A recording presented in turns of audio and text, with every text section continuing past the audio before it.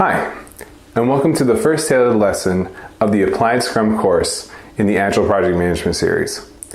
In this tailored lesson, we're going to take a look at what you requested, and then we're going to dive into a couple of the topics that kind of aggregate some of your requests so that we can get to some of the issues that you're concerned about and things that won't be covered in the rest of the course. There are some requests that clearly the rest of the course will be addressing your concerns, and we'll talk about those as well briefly, but most of that material I'm going to leave for weeks 2, 3, and 4 to cover. So let's get started. Here we have your word cloud, and it's got a lot of really great, interesting topics that you guys want to cover. You have things from design thinking to teams with 1 to 2 people or 3 to 5 people, the difference between a project manager and a scrum master. There's some agile history here as well, functional forecasting, as well as a couple other cool topics. So I'm going to try to address as many of these as I can that aggregate well. And if you have any other requests, again, please do feel completely free to make the request, and I will be looking for if any of these repeat in the second week. But I'd like to move on and show you how I've grouped these together to prepare a lesson for you based upon your requests. So one of the first things that came through was a request about Agile tools. And I'm glad that this request is made. I'm kind of taking the opportunity here to provide a brief overview lesson on the tools that are out there that are going to be helpful for you in running an Agile team. So that's going to be one of the things we cover. Another one is about using Agile on small teams. Now this is a very interesting topic. It's very easy for small teams to disintegrate and kind of become ad hoc or even just lean. And very much that is a natural thing to happen, especially once you've gotten through your first release. We'll make sure that you don't do that if you practice some of the things we talk about. Then there's the actual case study being asked for in terms of Department of Defense. Happy to talk about my experience there.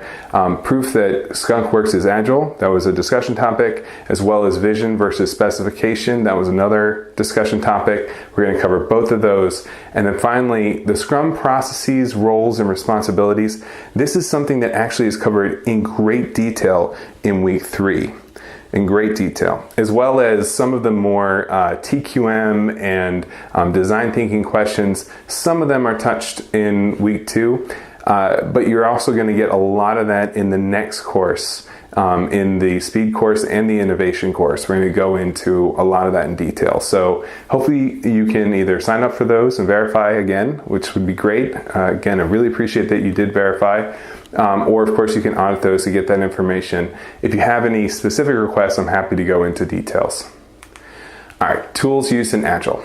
First, Agile has plenty of tooling options, but there are some that really make sense for almost any tool, any team to use. And those include things like chat, of course, because we're all working together simultaneously on our work. We need to be able to get each other quickly without being distracted or pulled away. Chat can be great for teams that are actually co-located or not. Chat is also a great way to engage multiple people at once, when they're available. And there are good chat practices that every team should use. But some of the examples of the tools that are good for chat are GChat, HipChat, Slack, the most popular. So be sure to use chat effectively, and video chat. Video chat is wonderful for teams that are not located together. Then there's backlog management. Backlog management is all about being able to define a backlog of work and then be able to order that backlog and then see it be executed against a release timeline or against a sprint timeline. And so there are a couple tools I recommend for that. RTC, Taiga, and Trello. And in fact, one of the tools I've highlighted here is Taiga. Taiga is a wonderful free tool that I highly recommend your team use. If you're anywhere up to about 20 to 50 people, this is a very effective tool. It offers lots of functionality, especially when it comes to backlog management and story tasking, which is the next one. Story tasking is all about detailing out for a story what work needs to get done, and then usually moving that through a Scrum board or a Scrum board.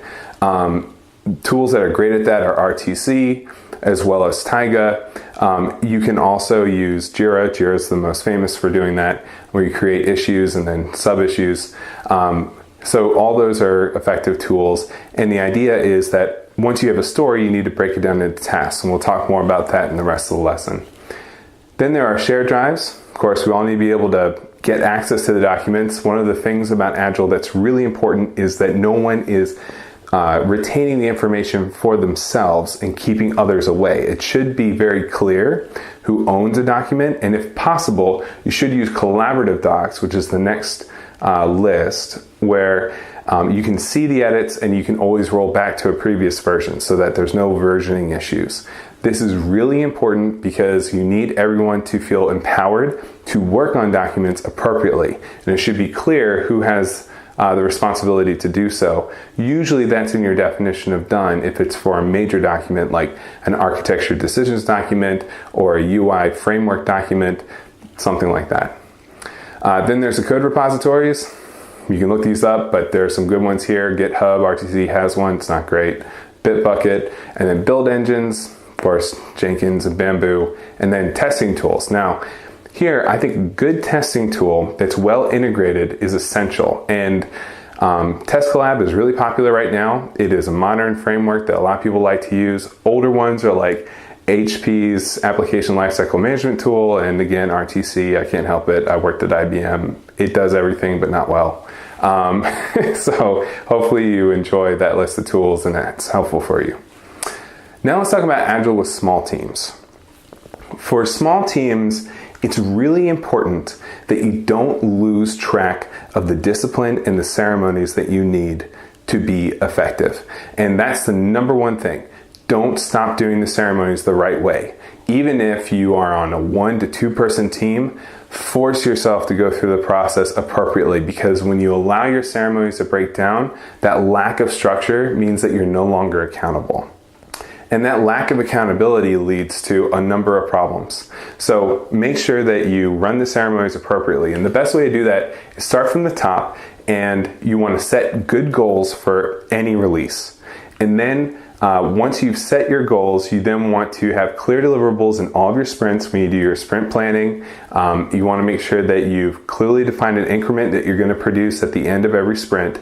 And then when you're finally into your actual sprint, you want to limit the work in progress. So that's the next thing that I wanted to mention, is that you should really make sure to keep the number of things that you open limited. And the reason why is because as a 1 to 2 person team, you've got to do everything. There just aren't enough people on the team to cover all the bases. And it's going to be very tempting to open up lots of stories and have lots of work in progress. And when you get to the end of your sprint, nothing's done. And then you start thinking, well, maybe we can push a story over, or maybe we can extend the sprint, or maybe we need longer sprints. And the reality is you're just not limiting your work. So you need to limit your work.